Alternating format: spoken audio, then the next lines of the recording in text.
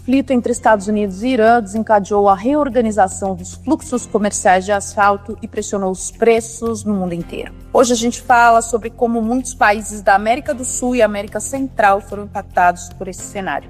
Eu sou Camila Fontana, chefe adjunta da redação da Argos em São Paulo, e o meu convidado é o Júlio Viana, responsável por precificação de asfalto na América Latina e colaborador do relatório Argos Américas Asphalt.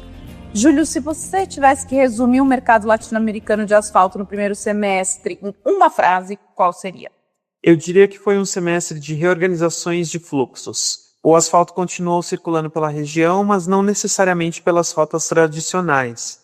A América Central ganhou um protagonismo inesperado, a Colômbia ampliou sua presença em vários mercados e alguns dos grandes compradores históricos, como Brasil e México, acabaram dividindo espaço com países menores. Ao mesmo tempo, a Argentina reduziu bastante sua dependência de importações porque recuperou parte da produção doméstica. Então, mais do que uma história de alta ou queda generalizada da demanda, foi uma história de redistribuição. E, Júlio, por que a América Central foi tão importante nesse período? Porque ela se tornou de forma agregada a maior região importadora de asfalto da América Latina. Honduras, Guatemala, El Salvador, Nicarágua e Costa Rica importaram aproximadamente 220 mil toneladas entre janeiro e junho, mais que o dobro do volume registrado um ano antes. Para efeito de comparação, Brasil e México, que normalmente são os maiores importadores, receberam juntos cerca de 210 mil toneladas. Então, pela primeira vez nesse recorte, o conjunto dos países centro-americanos ficou à frente desses dois mercados. Isso significa que houve um grande aumento da demanda por obras na América Central? Pode haver fatores locais de demanda sim, mas o mais interessante é olhar para a combinação entre preço, disponibilidade e logística. Historicamente, os Estados Unidos dominavam o abastecimento da América Central. De 2020 a 2025, cerca de 80% das importações dessa sub-região vinham do mercado americano. No primeiro semestre de 2026, essa participação caiu para quase 40%, depois de os preços de asfalto nos Estados Unidos subirem 15% na comparação anual. Isso abriu espaço para fornecedores regionais, sobretudo a Colômbia. Então, dá para dizer que a Colômbia foi a grande vencedora nesse primeiro semestre do ano?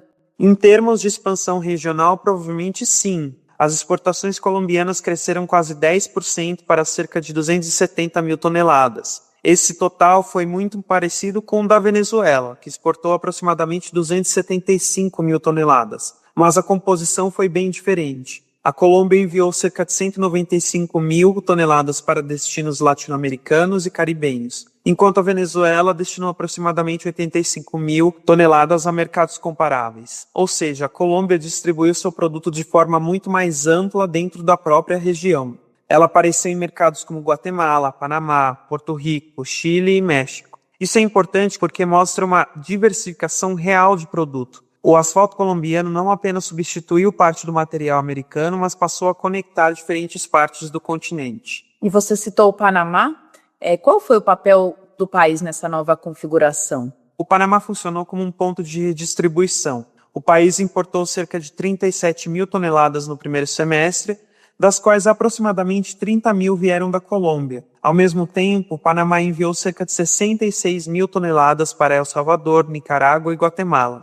Esses números sugerem que parte do asfalto colombiano, além de volumes venezuelanos e possivelmente estoques já disponíveis na época, foi redistribuída pelo mercado panamenho. É uma boa demonstração de que o mercado não depende apenas de quem produz e de quem consome. Infraestrutura portuária, capacidade de armazenagem e localização também definem quais países conseguem atuar como hubs comerciais. Sobre a Guatemala, o que aconteceu especificamente naquele mercado? A Guatemala importou aproximadamente 55 mil toneladas no primeiro semestre, principalmente da Colômbia. No mesmo período de 2025, o país não havia registrado importações. Essa mudança está relacionada à saída da Perenco em agosto de 2025, quando o governo assumiu ativos que incluíam a refinaria de asfalto La Libertad, com capacidade de 5 mil barris por dia. A alteração na estrutura local de abastecimento aumentou a necessidade de produto importado.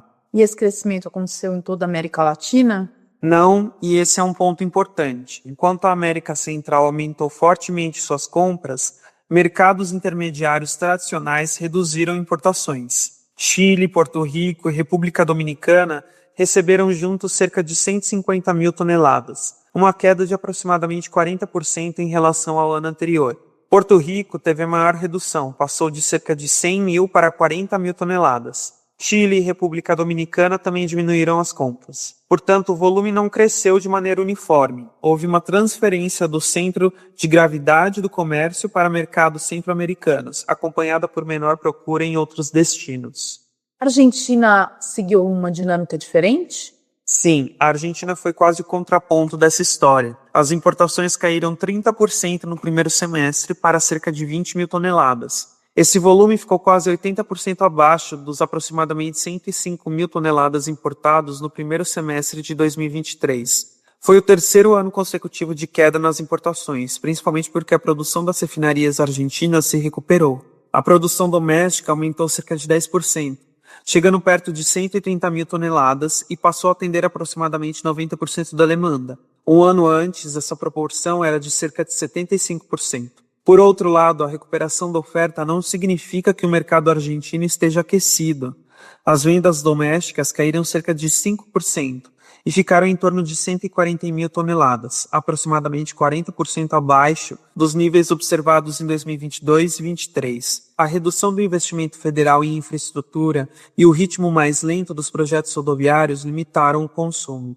Júlio, onde o Brasil entra nesse panorama? O Brasil teve uma recuperação moderada da demanda, mas continuou abaixo do pico eleitoral de 2024. As vendas chegaram a 1,2 milhão de toneladas no primeiro semestre, alta de 5% em relação a 2025, porém ainda 16% abaixo do mesmo período de 2024. A produção das refinarias aumentou 6% para aproximadamente 1 milhão de toneladas, mas não foi suficiente para acompanhar as vendas. Essa diferença ampliou a necessidade de produto estrangeiro. As importações brasileiras cresceram 36% para cerca de 190 mil toneladas, e a Venezuela foi o maior fornecedor externo, com aproximadamente 60 mil toneladas. Grande parte dessa dependência aparece especialmente no norte e no nordeste, onde a disponibilidade local é mais limitada. O que essa fotografia do primeiro semestre indica para o resto do ano? O principal fator a acompanhar é a competitividade relativa entre Estados Unidos, Colômbia e Venezuela. Se os preços americanos permanecerem elevados, compradores latino-americanos devem continuar buscando alternativas regionais. A Colômbia parece especialmente bem posicionada, porque já ampliou suas rotas e construiu presença direta em mercados como Guatemala e Panamá. A Venezuela continua competitiva, mas suas exportações estão mais concentradas em destinos específicos, principalmente Estados Unidos e Brasil. A grande conclusão é que a América Latina está desenvolvendo uma rede de abastecimento mais regionalizada e menos dependente de um único fornecedor. O primeiro semestre mostrou que países menores podem alterar rapidamente o mapa comercial quando preço, disponibilidade e logística se alinham. E mostrou também que recuperação de produção doméstica, como na Argentina, ou déficit de oferta, como no Brasil, pode mudar completamente o papel de cada país no comércio regional. Obrigada, Júlio. Obrigada aos nossos ouvintes. Continuem acompanhando os conteúdos da Argos sobre os acontecimentos que mexem com os mercados de commodities no Brasil e no mundo. Até a próxima!